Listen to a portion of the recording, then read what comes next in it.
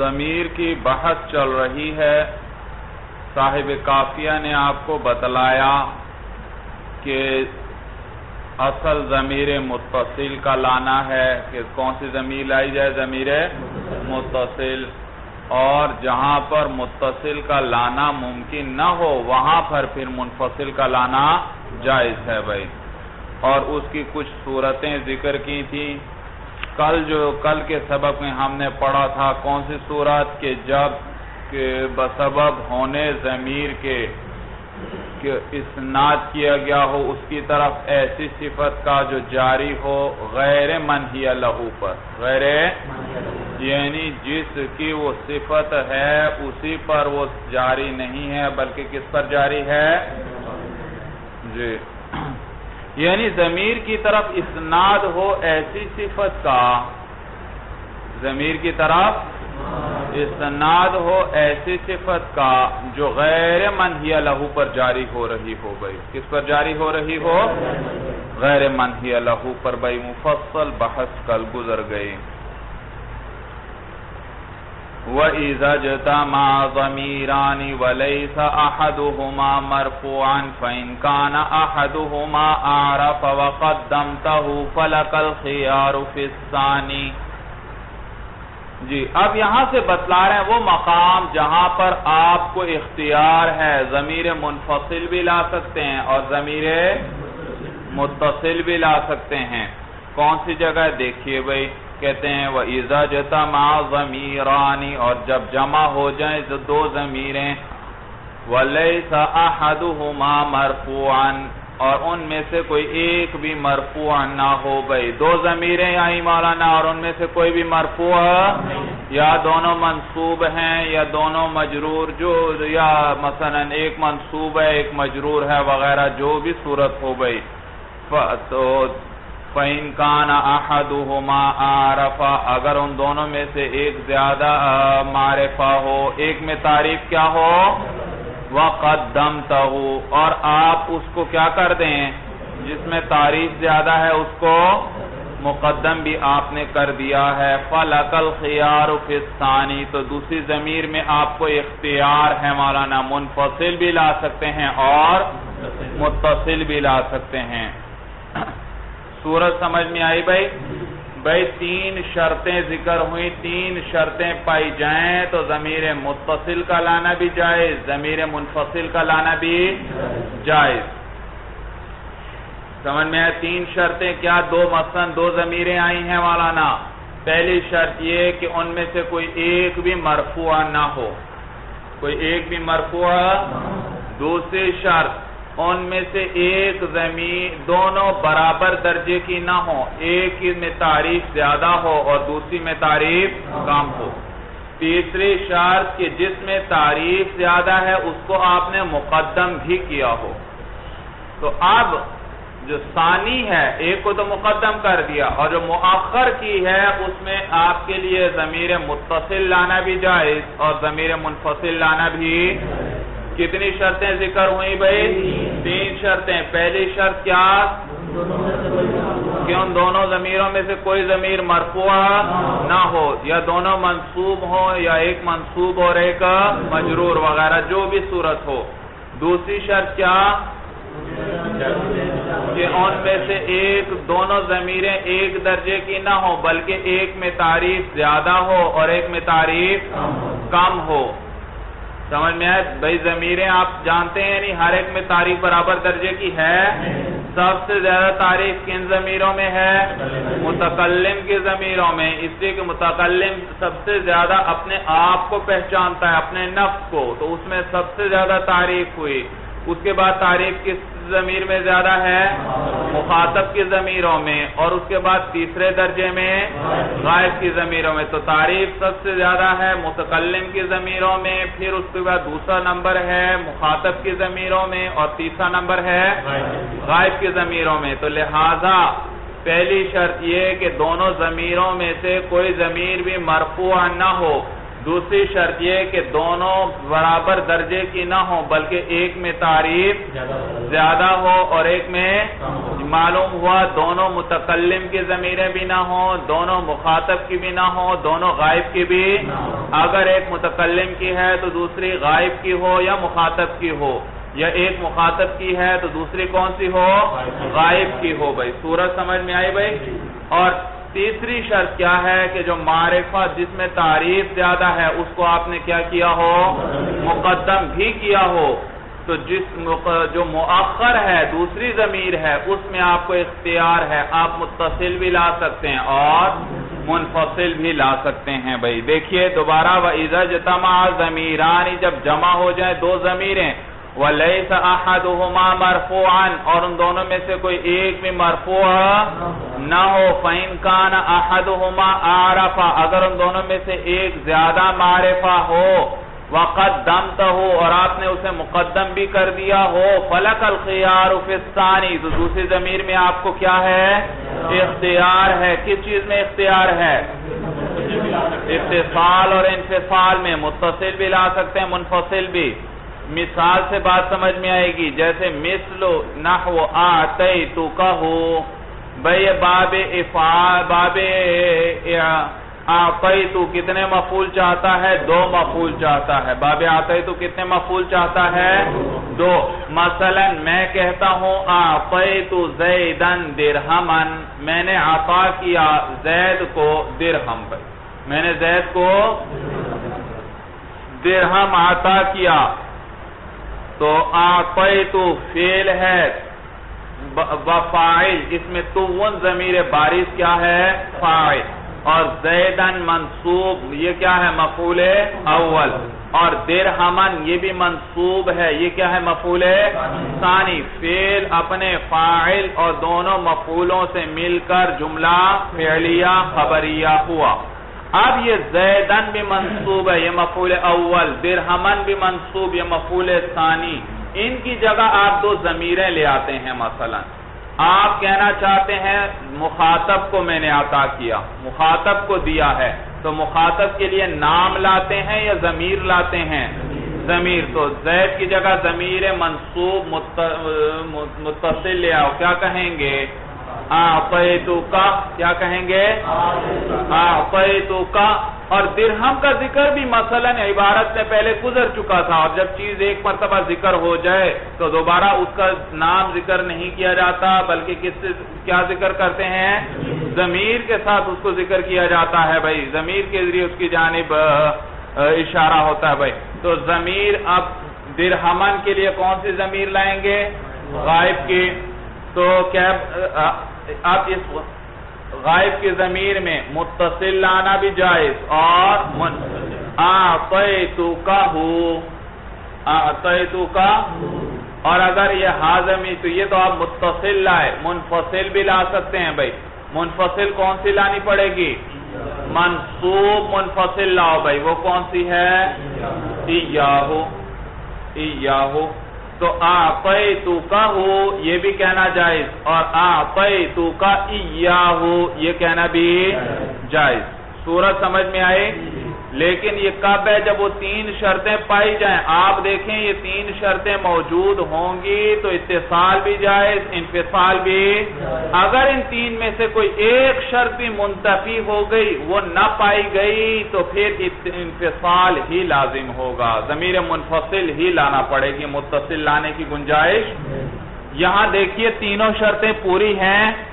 آتیتکہ کاف ضمیر آئی اور ہا ضمیر آئی. بھائی صورت سمجھ میں آئی؟ بھائی ان دو کی بات کریں گے، اس لیے کہ پہلی ضمیر تو ون کی جو آئی وہ تو مرفوع ہے، اور انہوں نے کہا تھا ان دو ضمیروں میں سے کوئی بھی مرفوع ہے.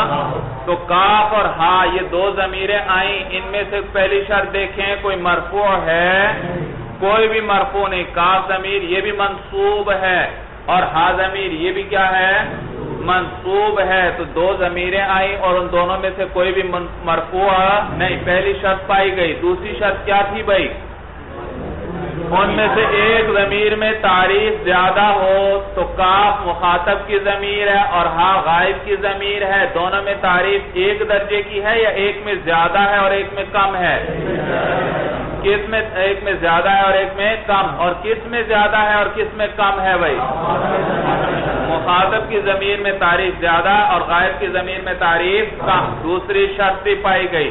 تیسری شرط کہ جس میں تعریف زیادہ ہو اسے آپ نے مقدم بھی کیا ہو. اور یہاں پر کون سی ضمیر کو مقدم کیا؟ مخاطب. اور تعریف بھی کس میں زیادہ؟ مخاطب. تو معلوم ہوا اس ضمیر کو مقدم کیا ہے جس میں تعریف. تو تینوں شرطیں پائی گئیں. دونوں میں سے کوئی مرفوع بھی نہیں ہے. ایک میں تعریف بھی زیادہ ہے اور جس میں تعریف زیادہ ہے اس کو مقدم بھی کر دیا ہے. تو اس صورت میں اتصال بھی جائز اور لہذا اعطیتک کہنا بھی جائز اور اعطیت ایاہ کہنا بھی جائز. تو نحو اعطیتک و اعطیتک ایاہ یہ دونوں جائز بھائی. وضربیک وضربی ایاک یہ دوسری مثال ذکر کر رہے ہیں بھائی. پہلی مثال میں دونوں منصوب تھیں. اب دوسری مثال میں ایک مجرور ہے دوسری منصوب ہے. بھئی آپ نے پڑھا ہے جیسے فعل فاعل کو رفع دیتا ہے مفعول کو کیا دیتا ہے؟ نصب دیا کرتا ہے. اسی طرح اس میں فاعل بھی فاعل کو رفع دیتا ہے اور مفعول کو جیسے ضرب زید عمرا اسی طرح کہیں گے زید ضارب عمرا. تو ضارب نے ہوا ضمیر جو اس کے اندر ہے اس کو رفع دیا اور زیدن کو کیا دیا؟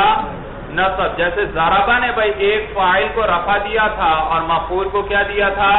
اسی طرح ضاربن نے بھی اپنے اندر جو چھپی ہوئی ضمیر ہے اس کو کیا دیا؟ رفع دیا اور آگے جو مفعول آ رہا تھا اس کو کیا دیا؟ نصب. تو صفت کے صیغے بھی اسی طرح عمل کرتے ہیں جس طرح کہ ان کا فعل عمل کرتا ہے. فعل عمل کرتا ہے. اور اسی طرح مصدر بھی ہے. مصدر بھی کیا کرتا ہے؟ اپنے فاعل کو رفع دیتا ہے اور اپنے مفعول کو کیا دیتا ہے؟ نصب دیتا ہے. فاعل کو کیا دیتا ہے؟ رفع دیتا ہے اور مفعول کو کیا دیتا ہے؟ نصب دیتا ہے. ہاں کبھی مصدر کی فاعل یا مفعول کی طرف اضافت بھی کر دیا کرتے ہیں. جب اضافت کر دیں گے پھر تو مضاف الیہ کیا ہوا کرتا ہے؟ مجرور ہوا کرتا ہے. تو لہذا جر دے پھر جر آئے گا. دیکھیے اس مثال کو دیکھیے. ضربی کا ضربی یہ ضربی کے ساتھ یا کون سی ضمیر ملی ہوئی ہے؟ متکلم کی. اور کاف ضمیر ہے مخاطب کی. ضربی کا میرا مارنا تجھے. میرا مارنا تجھے. تو مثلا جملہ یوں ہے اعجبنی ضربی کا. اعجبنی مجھے پسند آیا مجھے تعجب میں ڈالا. ضربی کا میرا تجھے مارنے نے. میں نے جو تیری پٹائی کی اس نے مجھے کس میں ڈالا؟ تعجب میں ڈالا. صورت سمجھ میں آئی؟ مثلا جملہ یہ جملہ بنایا میں نے بھائی. تو اب اس میں ضربی کا آیا بھائی. کیا آیا؟ ضربی. تو ضرب آیا مصدر اور اس مصدر کے ساتھ کون سی ضمیر آ رہی ہے آگے؟ متکلم کی ہے. تو اس کی طرف مصدر کی ہوئی اضافت. پٹائی کرنے والا کون؟ متکلم. اور پٹائی کس کی ہے؟ مخاطب کی ہے. تو یہ فاعل یہ متکلم کی ضمیر کیا تھی؟ فاعل تھی. اور اس کی طرف ضرب کی اضافت کر دی کیونکہ میں نے بتایا مصدر کی کبھی فاعل کی طرف کیا کر دیتے ہیں؟ اضافت کرتے ہیں. تو یہاں بھی اضافت کر دی. ضربی میرا پٹائی کرنا. تعجب میں ڈالا مجھے کس نے؟ میرے پٹائی کرنے نے. تو یہ اضافت ہوئی فاعل کی طرف. تو ضرب مضاف اور یا ضمیر یہ کیا ہے؟ ضمیر متصل ہے مضافون الیہ. کیونکہ ضمیر مجرور ہمیشہ کون سی آیا کرتی ہے؟ متصل ہی آتی ہے. ضمیر مجرور منفصل ہے ہی نہیں. تو یہ ضمیر مجرور متصل ہے مضافون الیہ. اور آگے کاف ضمیر وہ کون سی ہے؟ مخاطب کی مفعول ہے بھائی. کیا ہے؟ کیونکہ مصدر بھی کیا کرتا ہے؟ فاعل کو رفع دیتا ہے تو مفعول کو کیا دیتا ہے؟ نصب. تو فاعل کی طرف تو اضافت ہو گئی. مفعول تو اسی طرح باقی ہے. اس کو کیا دے رہا ہے؟ نصب دے رہا ہے. کیا دے رہا ہے؟ نصب دے رہا ہے. تو اب یہاں پر یہ کاف ضمیر منصوب ہے. کیا ہے؟ یہ ضرب کے لیے کیا واقع ہو رہی ہے؟ مفعول واقع ہو رہی ہے. میں نے پٹائی کرنے والا کون؟ متکلم. تو یہ تو متکلم کی ضمیر فاعل اور مخاطب کی ضمیر مفعول کی، تو یہ کاف ضمیر مفعول کی ہے، منصوب ہے، کیا ہے؟ منصوب۔ تو دیکھیے اب ضربی کا کے اندر دو ضمیریں آئیں بھائی، دو ضمیریں آئیں، اور جب دو ضمیریں آئیں تو دوسری میں آپ کو انفصال اور اتصال کا اختیار ہوا کرتا ہے، چاہے دوسری کو متصل لائیں چاہے دوسری کو، بشرطے کہ کتنی شرطیں پوری ہوں؟ دیکھیں اب یہاں پر تین شرطیں پوری ہیں یا نہیں۔ پہلی شرط یہ کہ دونوں میں سے کوئی بھی مرفوع نہ ہو، ان دونوں میں سے کوئی ضمیر مرفوع ہے؟ مرفوع نہیں۔ پہلی ضمیر ہے یا کی، وہ کیا ہے؟ مجرور مضاف الیہ ہے بھائی، اور کاف ضمیر یہ کیا ہے؟ منصوب مفعول ہے بھائی، یہ کیا ہے؟ تو پہلی ضمیر متکلم کی مجرور اور ثانی منصوب، تو دونوں میں سے کوئی بھی مرفوع نہیں۔ اچھا دوسری شرط بھائی کہ ان میں سے ایک میں تعریف زیادہ ہو، دونوں ایک درجے کی نہ ہو، تو بتلائیے ایک ضمیر ہے متکلم کی، ایک ہے مخاطب کی، دونوں میں تعریف ایک درجے کی ہے یا ایک میں زیادہ ہے؟ ایک میں زیادہ ہے۔ کس میں زیادہ ہے؟ متکلم کی ضمیر میں تعریف زیادہ، مخاطب کی ضمیر میں تعریف کم۔ دوسری شرط بھی پوری ہوئی کہ دونوں میں برابر درجے کی نہیں ہے، ایک میں تعریف زیادہ ہے اور ایک میں کم۔ تیسری شرط بھائی کہ جس میں تعریف زیادہ ہو اس کو آپ نے مقدم بھی کیا ہو۔ اس میں آپ دیکھیے بھائی کون سی ضمیر مقدم ہے بھائی؟ متکلم کی، اور تعریف بھی کس میں زیادہ؟ متکلم کی ضمیر میں زیادہ۔ تو دیکھا تیسری شرط بھی پوری ہوئی، اس ضمیر کو مقدم کر دیا آپ نے جس میں تعریف زیادہ، اور جب تینوں شرطیں پائی جائیں تو ثانی کے اندر دوسری ضمیر میں آپ کو اختیار ہے متصل بھی لا سکتے ہیں، اور لہذا ضربی کا ضمیر متصل لے آئے دوسری، یہ بھی جائز ہے۔ وَضَرْبِي إِيَّاكَ منفصل منصوب لے آئے، یہ بھی آپ کے لیے جائز۔ بات سمجھ میں آئی سب کو بھائی؟ وَإِلَّا یہ کون سا استثناء ہے بھائی؟ جی یہ استثناء نہیں ہے، اللہ سے پہلے واو آ جائے تو یہ کس معنی ہے؟ یہ کیا ہے؟ ان لا سے مرکب ہے۔ ای وَإِن لَمْ يَكُنْ كَذَلِكَ، اور اگر ایسا نہ ہو یعنی تینوں شرطیں پوری، چاہے ایک نہ پوری ہو شرط، چاہے دو نہ ہو، لیکن بہرحال تینوں نہ ہو بس، فَهُوَ مُنْفَصِلٌ تو وہ کیا ہے؟ منفصل ہوگی۔ مِثْلُ أَعْطَيْتُهُ إِيَّاهُ یا أَعْطَيْتُهُ إِيَّاكَ،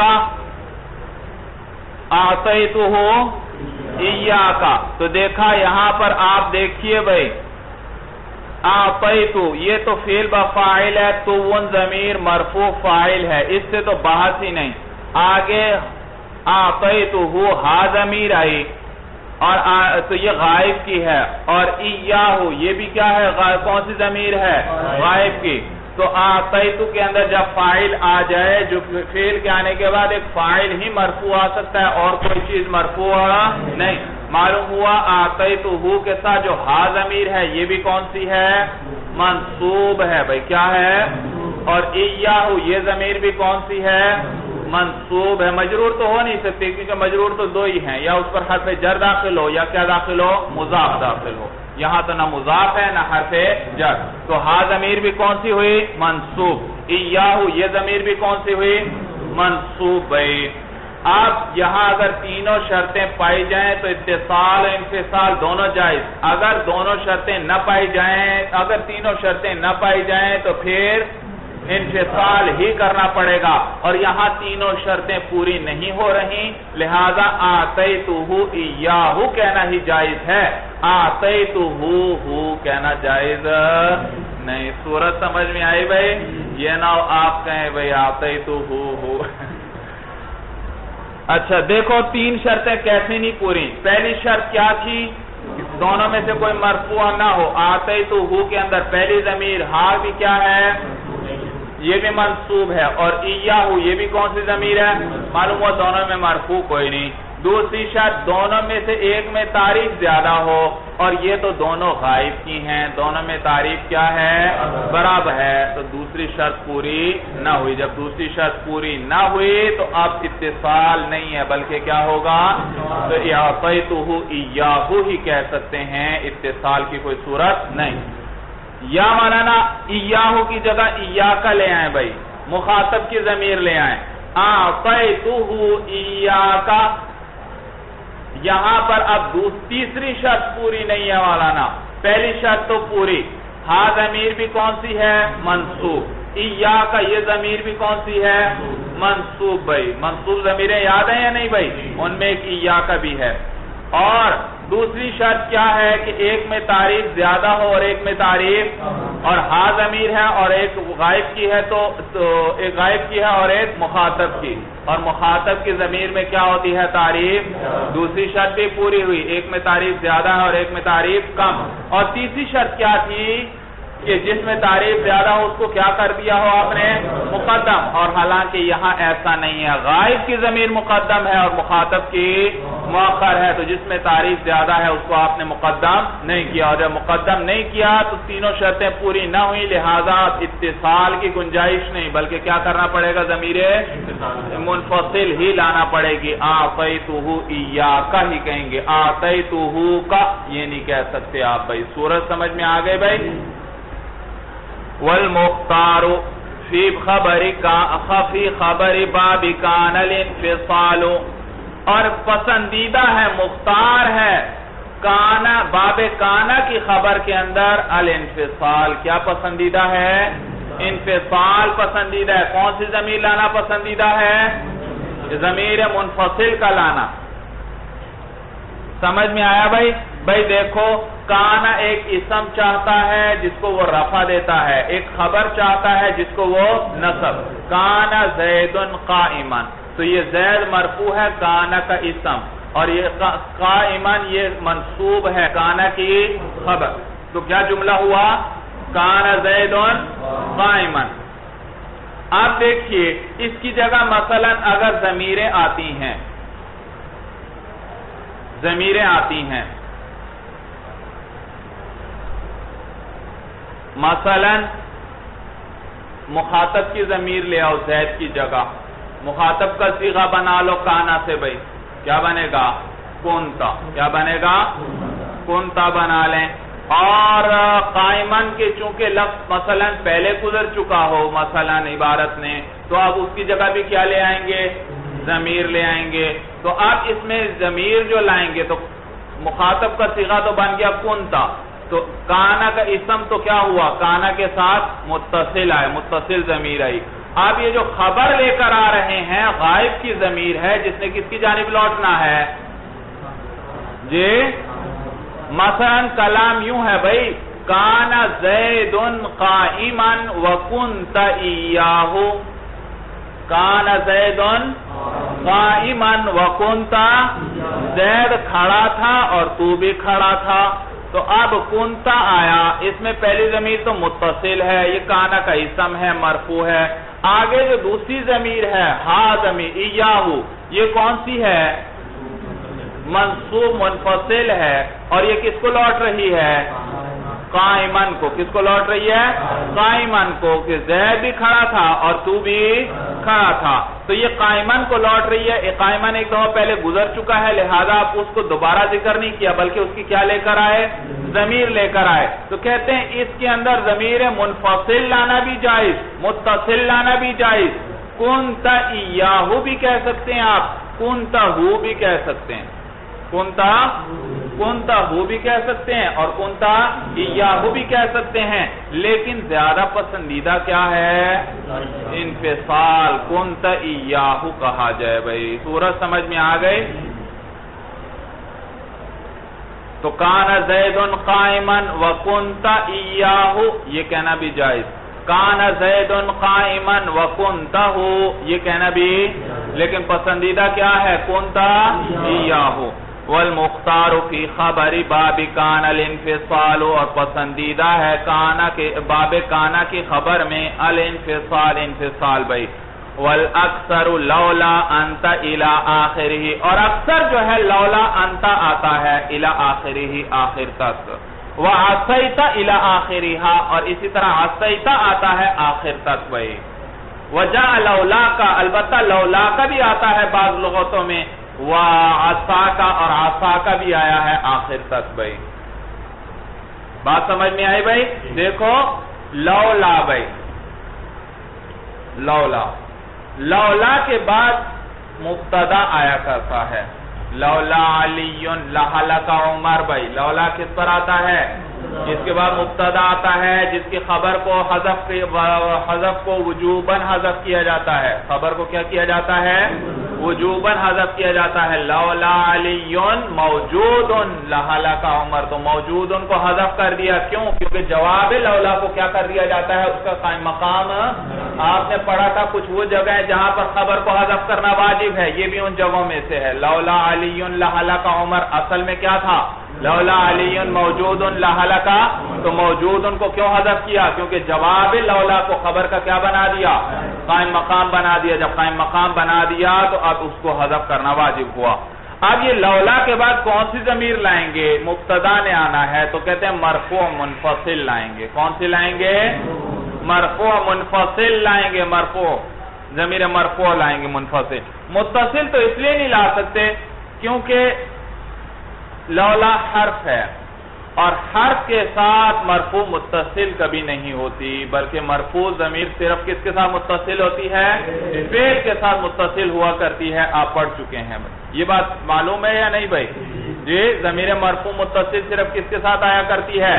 فعل کے ساتھ. اور یہ لولا تو کیا ہے؟ حرف ہے.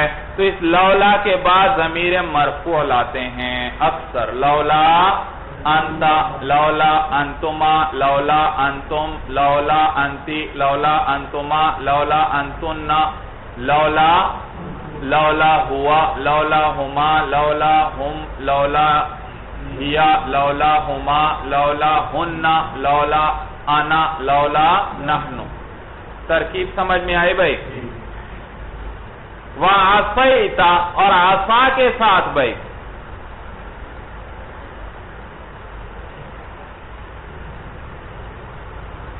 اچھا،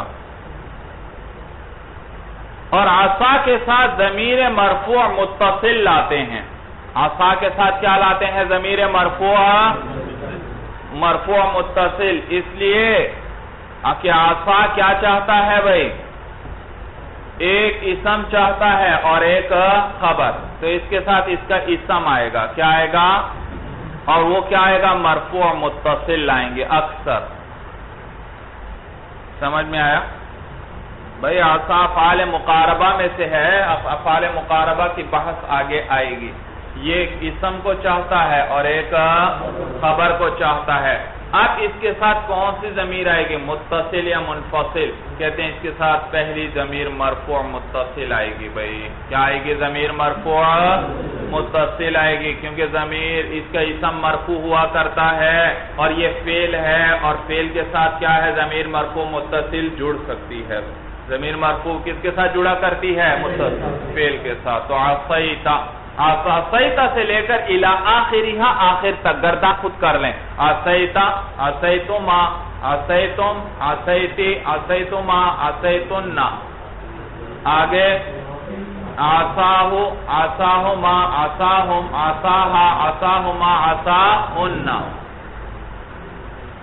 اور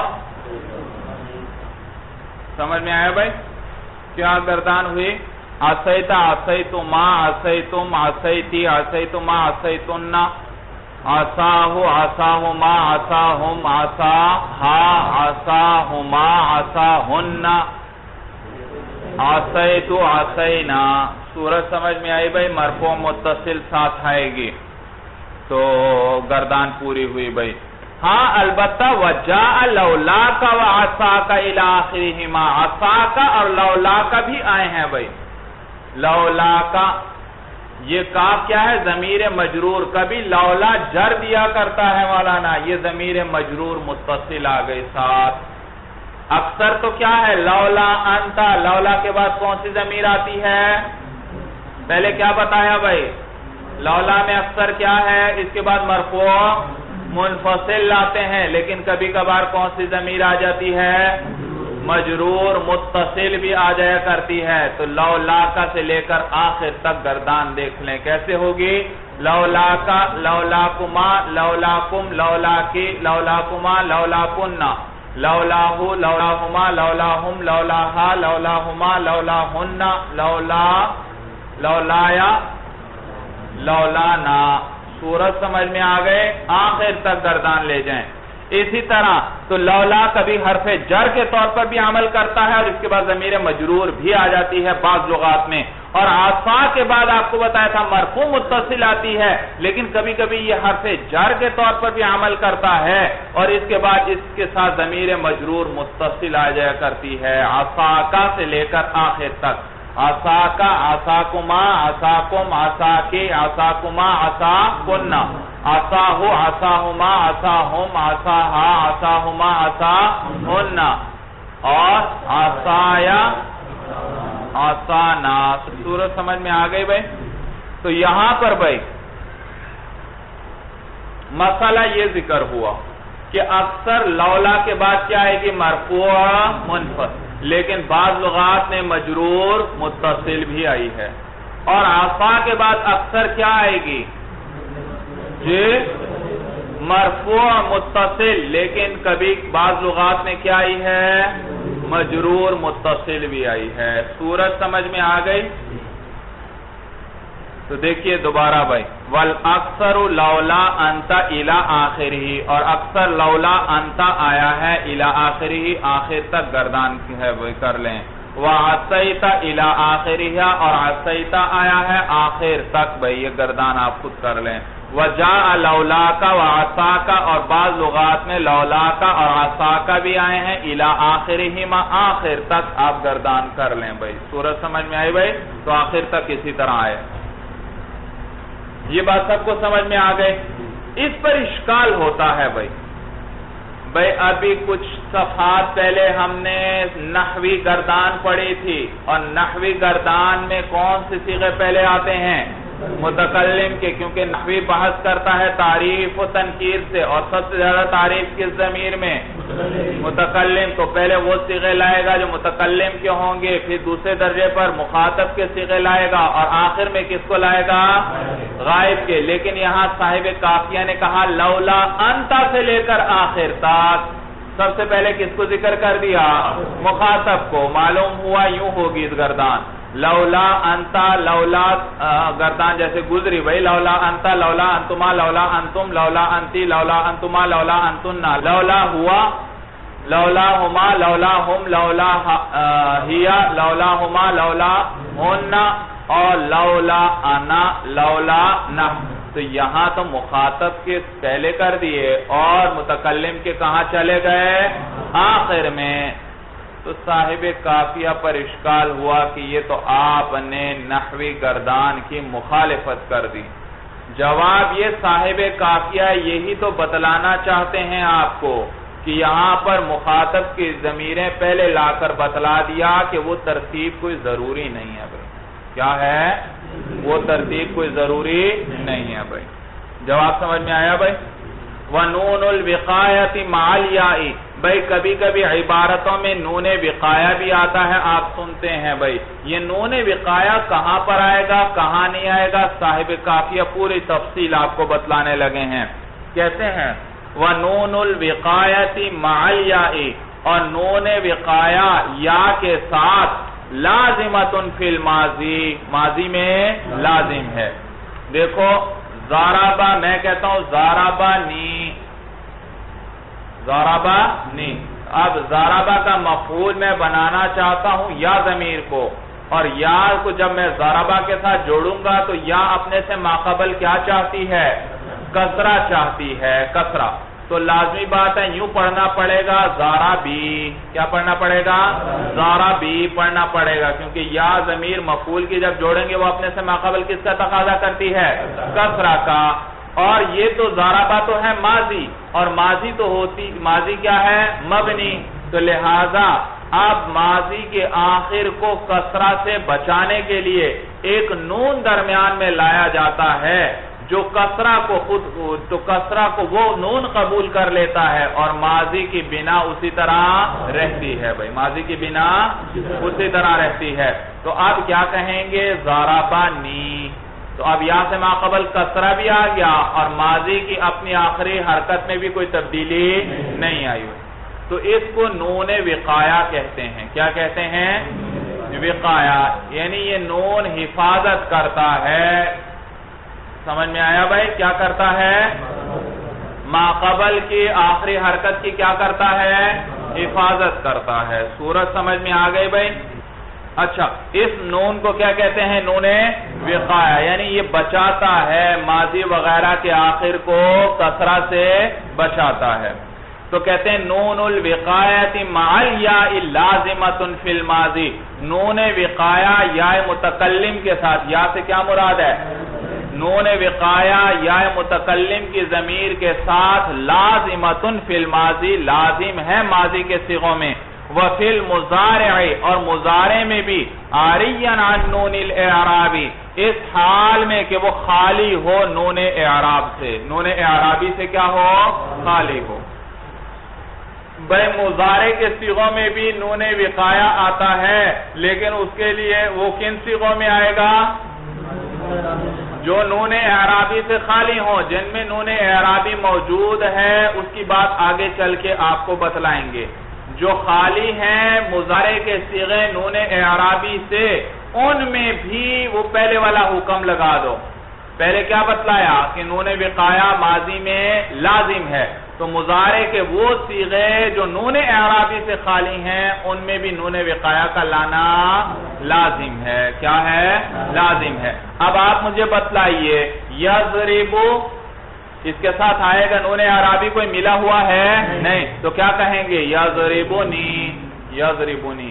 آگے یضربانی، یضربونا، یہاں تو نون اعرابی آ گیا. آگے تضربو، اس میں بھی نون کا لانا لازم، تضربونی.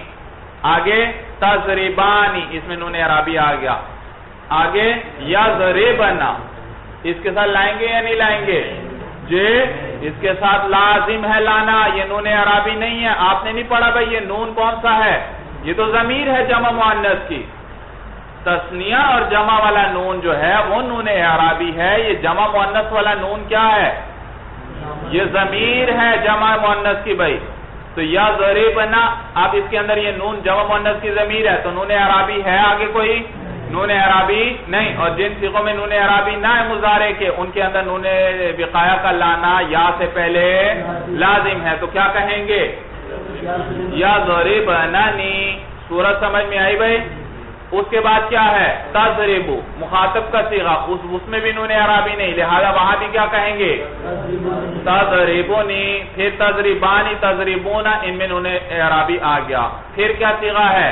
تضربینا، اس میں بھی کیا آ گیا؟ نون اعرابی آ گیا. آگے تضربانی، تضربنا، تضربانی، اس میں بھی کیا آ گیا؟ نون اعرابی. اور تضربنا کے اندر جو نون ہے وہ نون اعرابی نہیں، وہ تو کون سا ہے؟ جمع مؤنث کا. اور یہ کیا ہے؟ ضمیر ہے بھائی. تو نون اعرابی تضربنا میں نہیں ہے، یہ جمع مؤنث کی ضمیر ہے، لہذا اس کے ساتھ نون وقایہ کا لانا لازمی ہے یا پھر پہلے. تو کیا کہیں گے؟ تضربنانی. صورت سمجھ میں آئی بھائی؟ آگے اضربو، نضربو، ان کے ساتھ بھی نون اعرابی نہیں، لہذا ان کے ساتھ بھی نون وقایہ یا کے ساتھ لازمی ہے. کیا کہیں گے؟ اضربونی.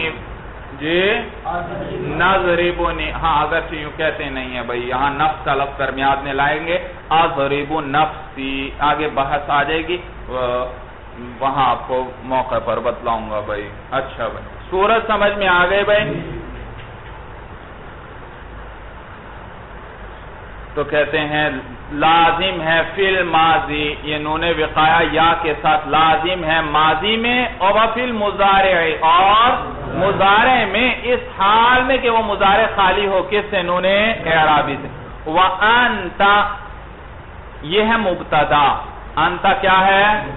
اور آگے دیکھیں سطر کے آخر میں، اس جملے کے آخر میں آ رہا ہے مخیرن. مل گیا یا نہیں بھائی؟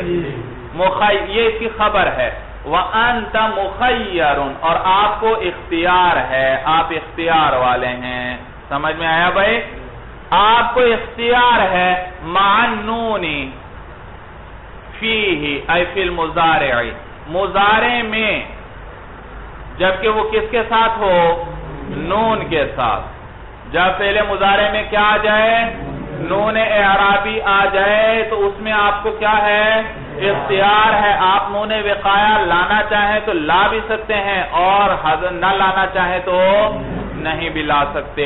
جیسے دیکھیے بھائی یضرب یضربانی, یضربانی اس میں کون سا نون آ رہا ہے؟ نون اعرابی. تو اس میں آپ کو اختیار ہے, نون وقایا لا بھی سکتے ہیں اور نون وقایا کے بغیر بھی یا کو لا سکتے ہیں. کیسے ہیں؟ یضربانی, یضربانی. میں لایا ہوں نون وقایا؟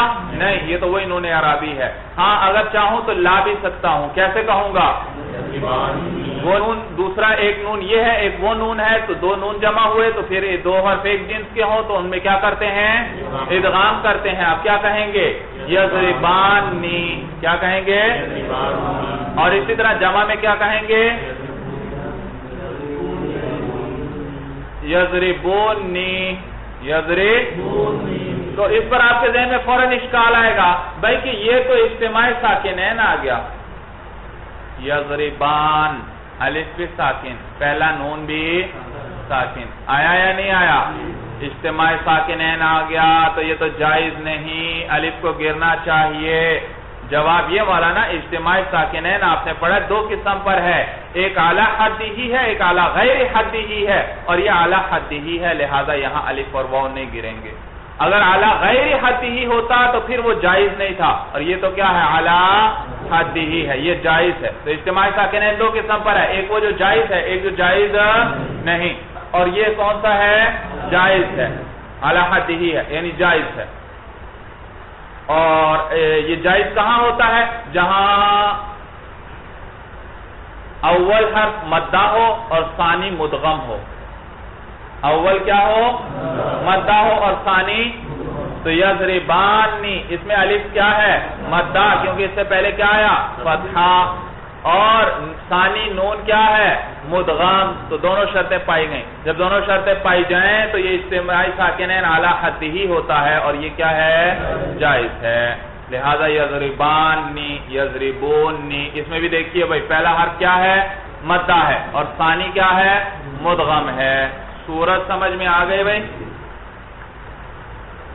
اور اسی پر باقی قیاس کر لیں تو وہ مضارع جس میں نون اعرابی آ جائے اس میں آپ کو اختیار ہے, لا بھی سکتے ہیں اور نہیں بھی لا سکتے. تو یضربانی یہ بھی جائز, اور یضربانی یہ بھی جائز, یضربونی یہ بھی جائز, اور یضربونی یہ بھی جائز. اسی طرح وَلَدُن, لدن کے اندر بھی, وَإِنَّ اور اِنَّ کے اندر بھی, وَأَخَوَاتِهَا اور جو اِنَّ کی اخوات ہیں, اِنَّا, اَنَّا, کَأَنَّا, لَيْتَا, لَكِنَّا, لَعَلَّا, مُخَيَّرٌ. ان میں کیا ہے؟ آپ کو ان سب میں اختیار ہے. وہ مضارع جس میں نون آئے اس میں بھی اختیار, لدن کے میں بھی اختیار, اِنَّا اور اس کے جو اخوات ہیں یعنی حروف مشبہ بالفعل ان میں بھی آپ کو, آپ چاہیں تو نون وقایا لائیں یا سے پہلے, آپ چاہیں تو نون وقایا. لدن میں کیا کہیں گے؟ یا لے کر آئیں, لدنی. صورت سمجھ میں آئی؟ اور اگر آپ چاہیں تو نون وقایا بھی لے آئیں تو کیسے پڑھیں گے؟ لدنی. صورت سمجھ میں آئی بھائی؟ اور اِنَّ کے اندر آپ یا نہ لائیں, نون وقایا نہ لائیں, کیا کہیں گے؟ انی. کیا کہیں گے؟ اور اگر آپ چاہیں تو نون وقایا لے آئیں, کیا کہیں گے؟ اننی. اسی طرح انی, اننی, لاکنی, لاکننی, لیتنی, لیتی. صورت سمجھ میں آئی بھائی؟ لعلنی, لعلی. بھائی حروف مشبہ بالفعل چل رہے ہیں بھائی, ان سب میں کیا ہے؟ لانا بھی جائز اور نہ لانا بھی جائز. وَيُخْتَارُ فِي لَيْتَ وَمِن وَعَن وَقَدْ وَقَدْ. اور پسندیدہ ہے لیتا کے اندر, مین کے اندر, عن کے اندر, قد اور قد کے اندر. بھئی اختیار تو آپ کو دونوں کا ہے, لائیں چاہے نہ لائیں, لیکن لیتا کے اندر کیا ہے؟ پسندیدہ ہے کہ کس کو لے کر آئیں, لیتنی کہیں. مین کے اندر بھی پسندیدہ ہے, منی, عنی, قدنی, قطنی. قد اور قط اس میں فعل ہے بمعنی یکفی کے, حسب کے معنی میں کافی ہے, کافی ہے میرے لیے. قدنی, قطنی. ان میں پسندیدہ کیا ہے؟ نون کا لانا. ہاں نہ لائیں تو وہ بھی جائز ہے. بھئی قد اور قد اس میں فعل ہے بمعنی حسب کے, کافی ہونا, کسی چیز کا کافی ہونا. میں کہتا ہوں قدنی, یہ چیز میرے لیے کافی ہے. قطنی یہ چیز میرے لیے کافی ہے. وعکسها لعل اور لعل ان کا عکس ہے یعنی لعل میں پسندیدہ کیا ہے نہ لانا یعنی لعلی کہنا پسندیدہ ہے لعلنی کہنا پسندیدہ نہیں. چلیے مولانا هذا هو المرام. اللہ اعلم بحقیقت الکلام.